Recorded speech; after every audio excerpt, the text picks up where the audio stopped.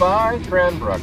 Looked like an interesting town. I would have liked to have seen a little bit more of it if I'd had time. But this morning I'm still heading east towards Alberta.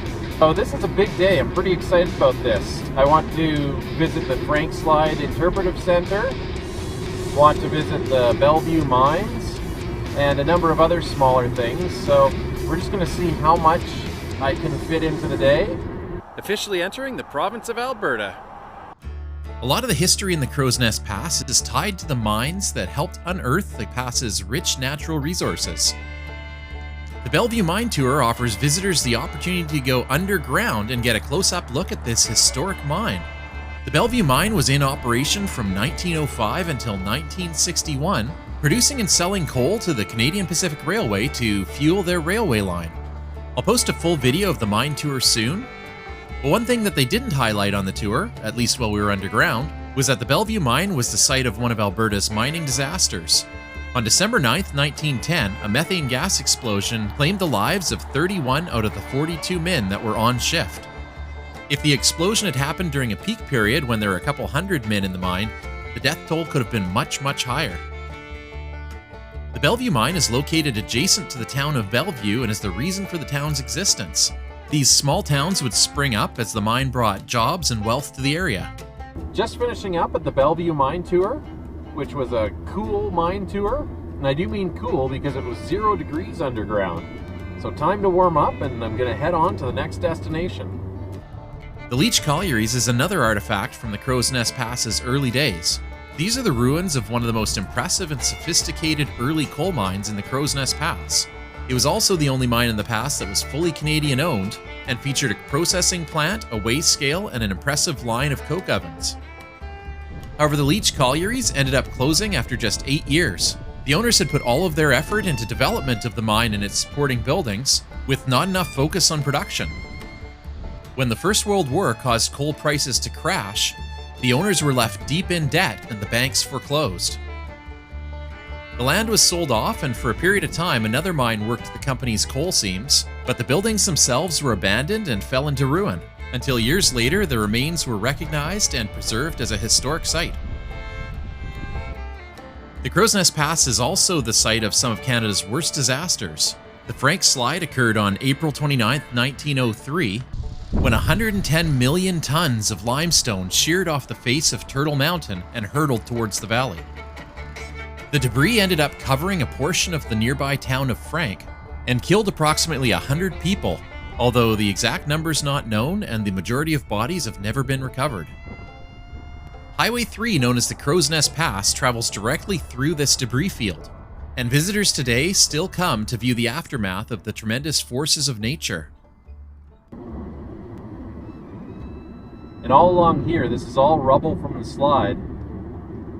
The scale of this is just incredible.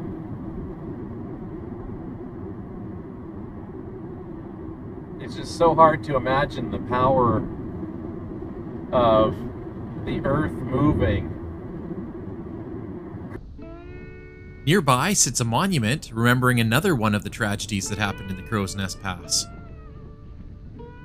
The Hillcrest Cemetery is the final resting place of the victims of Canada's worst coal mining disaster. On June 19, 1914, an explosion at the Hillcrest mine took the lives of 189 men. Almost 20% of the town's population was lost in the disaster and left 90 women widowed and 250 children who lost their fathers. A memorial to the victims was unveiled in the year 2000, and surrounding it are smaller plaques which remember the many lives lost in other mine disasters that have happened in Canada.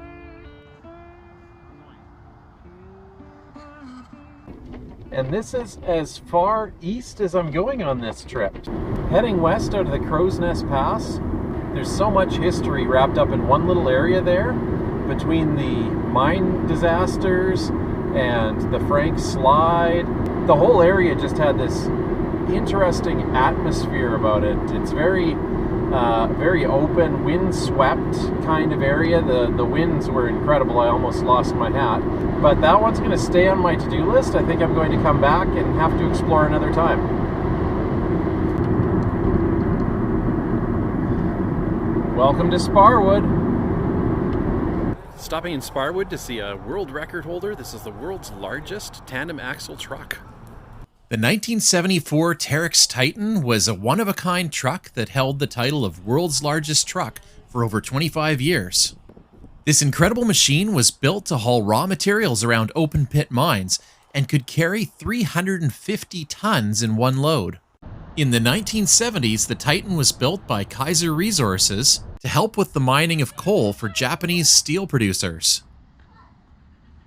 And in 1978, it was moved to the Belmore coal mine near SPARWOOD to join a fleet of 100-ton and 200-ton rear dump haulers. These trucks work 24 hours a day, performing continuous 12-minute round trips to haul dirt and rock to the dump site. But by the mid-1980s, wear and tear started to take its toll, and the cost of maintenance began to increase. In 1990, the truck's turbocharger failed, and it was determined that the cost would be too high to replace, so the Titan was retired from service, finding permanent residence in SPARWOOD and becoming an icon to the strength of the community and the coal mining industry. Goodbye, SPARWOOD. Goodbye, world's largest tandem axle truck. That was the first wildlife I've seen. There was 3 deer back there just now. First wildlife of this trip, 4 days in. Wanted to stop off in Creston, British Columbia for a quick selfie stop at the Columbia Brewing Company, better known as the producers of Kokanee beer. Of course, Kokanee is best known for its advertising using Sasquatch as a mascot. Yo, honey, I'm home. Did you bring the cool, crisp Kokanee? Yo, my little mugwump. Kokanee beer from the Columbia Brewing Company, brewed right in the Kootenays. Unfortunately, everything's closed up tight and no tours going on right now.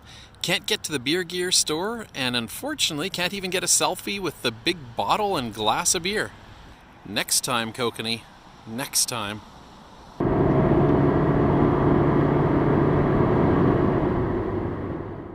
For tonight's accommodation, I'm staying at the historic Hotel YMIR. The YMIR Hotel was built in 1896 and is the oldest continuously operating hotel in the Kootenay region. The YMIR mine was first staked in 1895 and others soon followed. As a result, the town began to boom, although it wasn't officially known as YMIR until 2 years later, taking the name from the nearby YMIR mountain. Today, the population of YMIR is just over 200 people, and the hotel itself has continued to evolve. It was a popular biker bar in the 1980s, but more recently, it's become home to one of the largest private collections of artwork in British Columbia. But that's a story for another time.